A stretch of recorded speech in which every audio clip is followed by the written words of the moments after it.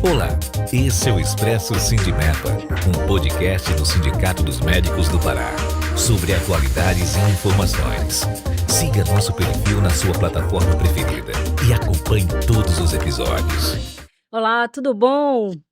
Sejam todos bem-vindos ao nosso especial Fevereiro Laranja. Eu sou Mayra Monteiro e ao longo de 4 episódios vamos falar sobre a importância da conscientização do câncer infantil.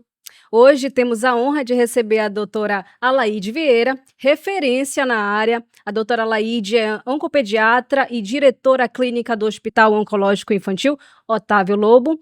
Seja bem-vinda, doutora. Muito obrigada pelo convite.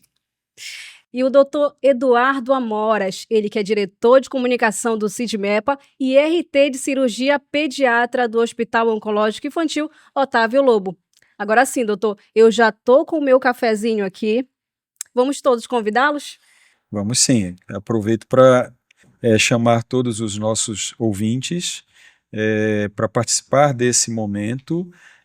Pegue seu cafezinho e venha para o Expresso Sindimepa, porque o tema é muito interessante e a nossa convidada é muito simpática, gentil e tem um conhecimento muito importante para contribuir com toda essa nossa política do cuidado em relação ao câncer.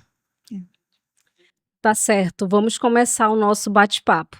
Doutora, o que é o Fevereiro Laranja e por que falar sobre câncer infantil? Então vamos lá. Nós aproveitamos o Fevereiro Laranja porque no dia 4 de fevereiro se comemora o Dia Internacional de Conscientização do Câncer Mundial. Isso foi feito lá nos anos 2000, que se criou em Paris uma data alusiva à comemoração para a gente lembrar o combate do câncer, mas não era o câncer infantil, era o câncer mundial. Então se aproveitou essa data de laranja e também se estabeleceu que em fevereiro nós iríamos fazer a campanha de conscientização das leucemias agudas. Então, o Fevereiro Laranja é um mês em todo que nós lembramos principalmente da neoplasia mais comum nas crianças, que são as leucemias agudas. Então, a gente faz essa campanha do Fevereiro Laranja. Então, é muito importante. E por que a gente tem que lembrar do câncer infanto-juvenil? Por um lado, eu tenho que lembrar que na década de 80, 90, as nossas crianças morriam por doenças como doenças diarreicas, como pneumonias, que são as infecções de vias respiratórias. E agora, a partir dos anos 2010 para agora, a principal causa de óbito de 0 a 19 anos é o câncer infanto-juvenil. Então, quando eu penso em óbito por doença nas nossas crianças de 0 a 19 anos, é o câncer infanto-juvenil. Se eu tiro a palavra doença e penso na condição, na causa de óbito, o câncer só perde para os acidentes.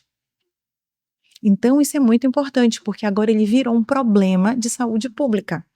E eu tenho que pensar que criança, seja de qualquer idade, de 0 até 19 anos, pode ter câncer. Então, Alaide, esse é um número antigo, né? A gente sabe que a segunda causa de óbito é o câncer, perdendo apenas para os acidentes. E numa estratégia que deveria ser mais antiga, não só para este momento, de ter se tornado um problema de saúde pública, penso eu que o mais importante é falar um pouco da prevenção. Neste formato, dentro dessa estratégia, o que você traz na estrutura atual da saúde pública voltada para esse cenário? Certo. E é aí que o câncer infanto-juvenil a gente começa a separar do adulto. Enquanto no adulto eu tenho as triagens populacionais, que são os exames que quando as mulheres chegam acima dos 40 anos, 45 anos, ou quando a mulher já tem uma atividade sexual, ela já faz o PCCU, já faz a mamografia acima dos 45 anos, o homem quando já passa dos 45 anos já começa a fazer a dosagem do PSA, o toque retal. Eu não tenho isso voltado para a criança. Por quê? Mas isso é por conta da forma do tipo de câncer que o adulto apresenta, que ele demora anos para se manifestar.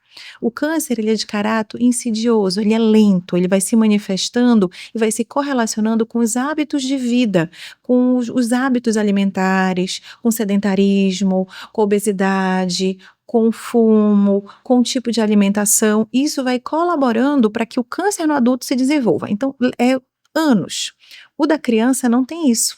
O da criança eu sempre comparo, o câncer de adulto é aquela tartaruga, que anos vai indo. O da criança é o lebre. Por quê? O câncer infantil, ele vem originário das células que a gente chama as células primitivas, germinativas, que iriam formar todos os organismos da criança para amadurecer e fazê-la crescê-la progressivamente. O que acontece?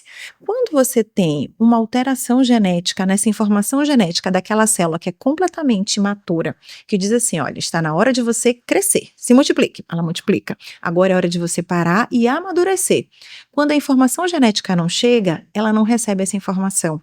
Então, ela se multiplica desordenadamente, gerando os nossos cânceres infanto-juvenil, que a terminação é o blastoma. Então, eu tenho no fígado hepatoblastoma, eu tenho no rim o nefroblastoma, em sistema nervoso central o meduloblastoma, e principalmente na fábrica do sangue, na medula óssea, que você tem uma proliferação, que é uma fábrica que funciona 24 horas por dia, produzindo a hematopoese, então é muito mais fácil de alguma informação genética sair errado. E aí, essa informação genética saindo errado, aquela célula jovem, que a gente chama de blasto, ela acaba se multiplicando e originando a leucemia. Então, eu não tenho como fazer um exame de triagem populacional. Então, é por isso que nós dizemos que nós temos o quê? Uma promoção secundária. O que é isso? É o diagnóstico precoce. Eu tenho que saber que crianças e adolescentes, eu tenho crianças que podem nascer com câncer, eu posso ter adolescente com câncer, eu posso ter lactente com câncer, eu posso ter pré-escolar com câncer, e eu tenho que lembrar, podem ter câncer. Então, conforme sinais e sintomas e exames associados, eu tenho que começar a pensar no diagnóstico precoce. Porque quanto mais cedo eu penso, mais cedo eu diagnostico, e aí eu consigo levar à cura. Existe uma frase que diz que só dá diagnóstico de câncer quem pensa em câncer. Exatamente. Porque é muito comum no dia a dia dos ambulatórios, das unidades de saúde, queixas que são comuns a várias doenças, disfarçarem sinais importantes e que são iniciais, são pródromos de doenças graves. Nesse cenário, hoje nós temos no Hospital Oncológico Infantil uma demanda de muitas crianças, e a maioria dessas crianças tem uma relação com o interior do estado. Sim. Né? Como você vê o papel das mídias em tentar trazer esclarecimentos para essa população que está um pouco mais distante da capital? É muito importante, é fundamental. O senhor falou perfeitamente. Eu preciso pensar que a criança tem câncer. Primeira coisa, a gente tem que desmistificar que câncer está associado à morte. Então, a gente tem um preconceito muito grande da nossa população, que assim, meu filho, quando a gente pensa na suspeita de câncer, a gente ainda tem famílias que preferem não ouvir e fugir, e procurar uma outra opinião, não investigar, porque ficam com medo dessa mistificação de estar aliado à morte. Câncer infanto-juvenil diagnosticado precocemente, ele tem cura. Nós podemos curar em até 80%. Então, quanto mais precoce, é fundamental. E é muito importante para a gente levar, tanto para os familiares, para os educadores, porque eles que passam maior tempo também com as nossas crianças nas classes escolares, para os nossos profissionais de saúde, porque isso é algo que a gente agora está construindo dentro das escolas, seja de enfermagem, médica e de outros profissionais de saúde, o tema da oncologia voltado para o lado infantil. Na minha formação, eu não passei pela oncologia pediátrica quando era estudante de medicina, a gente sequer não falava de câncer, e agora não, a gente já leva os estudantes de medicina, de enfermagem para esse tema. E o papel da mídia é muito importante para divulgar quais são os sinais e sintomas que levam à suspeição de câncer infantil. Porque, infelizmente, quando ele está bem precoce, ele se mistura muito com as doenças da quadra infantil. Então, se eu pego uma criança com dengue, ela pode ter febre, dores ósseas, palidez, petequias se for uma dengue hemorrágica, e aí vai me confundir com uma arbovirose. E aí eu tenho que lembrar que, mas se aquilo ali tem um tempo de duração e ela começa a se alastrar e a criança piora, provavelmente não é dengue. Então, a mídia ela leva para esclarecimento da população, dos profissionais de saúde e também para explicar e orientar como é o fluxo para encaminhar aquele paciente. Porque às vezes a gente tem, eu acho que muitos não sabem, que nós temos uma triagem oncológica pediátrica, que é um serviço gratuito na Universidade Federal do Pará, que atende qualquer caso suspeito de câncer. E a gente faz a primeira triagem. E a gente não recebe paciente quase. Só quem sabe são alguns profissionais que acabam encaminhando. E aí, quando chegam crianças dizendo que peregrinaram 4, 5, 6 meses. E quando a gente pega o levantamento do Hospital Oncológico Infantil, que a gente faz uma avaliação epidemiológica, nós reparamos que 70% dos nossos pacientes são do interior do Pará. E que eles levaram os tumores sólidos, que eles levaram alguns meses para chegar até nós. E os líquidos, os hematopoéticos, que são os que mais explodem, né, principalmente as leucemias, eles levam quase um mês. Que se a gente for pensar quase um mês para uma leucemia, é a diferença entre o viver e morrer para uma criança.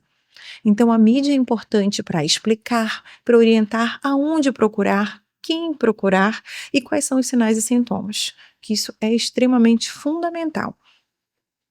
Você falou sobre o papel das mídias, né? Principalmente nos interiores, a gente tem essa mania de pensar que remédios caseiros curam e que talvez os sintomas passem. Não, vou aguardar porque de repente os sintomas podem passar sozinhos. Então o papel da mídia, ele é fundamentalmente importante para isso, né? Sim. Para esclarecer que certos sintomas podem ser preocupantes e que as pessoas precisam tomar medidas Sim. quanto antes, né? É muito importante. Tem uma frase que é clássica: ida e vindas, em urgência e emergência, seja na unidade de saúde, seja numa estratégia, seja numa UPA, aquela criança não está bem.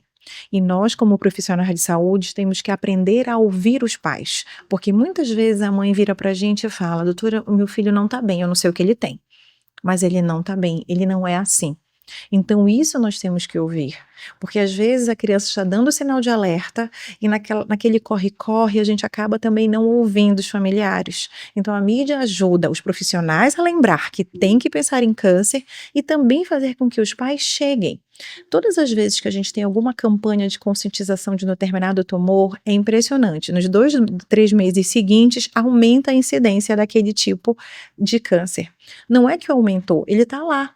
Só que a criança está literalmente perdida na rede. Então a gente tem que lembrar que nosso estado do Pará, apesar de ter 144 municípios, da logística extremamente difícil, tem uma rede de atenção, de acesso à oncologia pediátrica toda desenhada.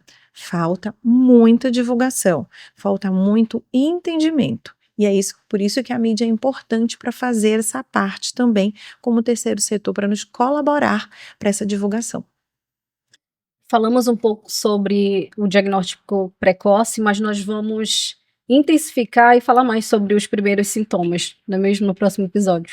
Sim, eu queria só aproveitar a fala da Laide para chamar a atenção que essa iniciativa da divulgação em mídias para esclarecer a população, ela é fundamental, mas que há de se tomar muito cuidado com as fake news, porque tivemos recentemente episódio de profissionais da área da saúde falando inclusive sobre câncer de mama, dizendo que o câncer de mama não existe, que existem tratamentos alternativos. Então é sempre importante, Alaide, eu queria, antes de encerrar esse episódio, sua fala, ouvir do profissional especialista que tem embasamento em medicina, em especialidade, que carrega toda esse conteúdo para tirar a possibilidade, como a Mayra falou também, do remédio caseiro, das soluções alternativas, que a gente sabe que, infelizmente,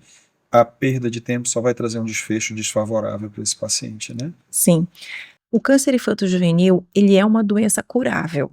Quanto mais precoce eu consigo detectá-lo. Os remédios caseiros, eu digo que a cultura nós sempre respeitamos. Eles têm que entrar como um suporte, eles não têm que ser a primeira linha. Então, é uma coisa que é muito importante agora, com todas as ferramentas digitais que nós temos, muitas informações são ditas sem nenhum embasamento teórico e confundem a população.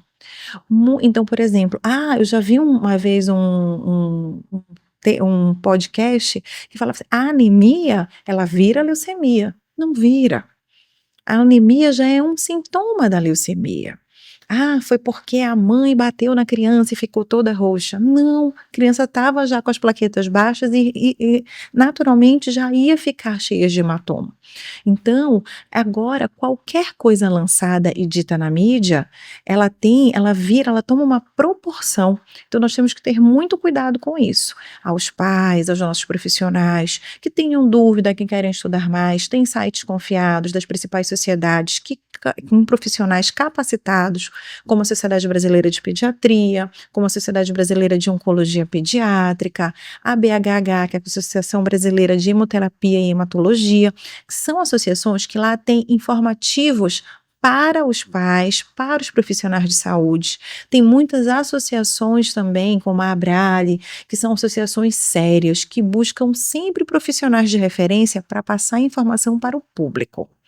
Nós não queremos que as pessoas deixem a sua cultura e suas crenças de lado. Pelo contrário, continuem, que isso é muito importante para o nosso sistema imunológico, mas que ela procure o profissional, busque uma opinião segura, tá? E uma coisa que eu sempre falo, quem cuida de criança não é um adulto pela metade. Então, existem profissionais que são os oncologistas pediátricos, os pediatras, o cirurgião pediátrico, o hematologista pediátrico, que vai começar na suspeição de um câncer que será procurado. Então, isso é muito importante. Então, se você acha que seu filho não está bem, se o profissional tem dúvida, procure sites e informações em locais confiáveis para conduzir da melhor forma esse paciente. Perfeito.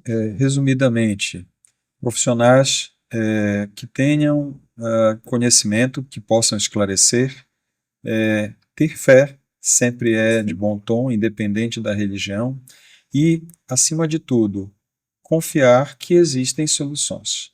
Não considerar nenhum caso está perdido. A fala de que criança não é um adulto em miniatura, ela é antiga e se aplica muito a essa realidade. Então, características diferentes, isso sim, né?